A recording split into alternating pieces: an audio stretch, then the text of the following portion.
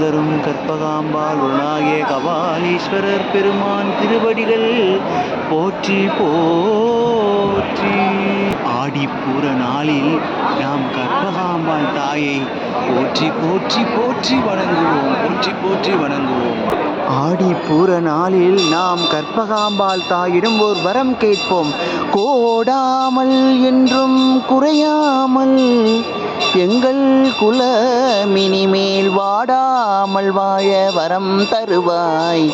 மனம் மாயவை ஓடாமல் உள்ளே ஒடுக்கும் தவமும் ஆற்றலும் தந்தருள்வாய்.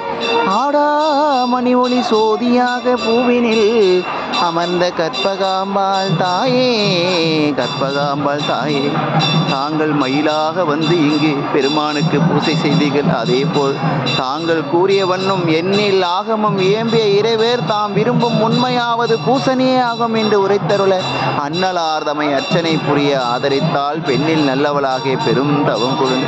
நாங்களும் நாளும் தவறாமல் சிவபூசை செய்ய வேண்டும் பெருமானே, பூசை செய்ய வேண்டும் பெருமானே. அதற்கான வரத்தை எங்களுக்கு கொடுங்கள் தாயே.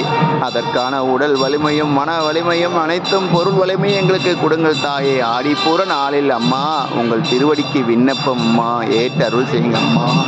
திருச்சிற்றம்பலம்.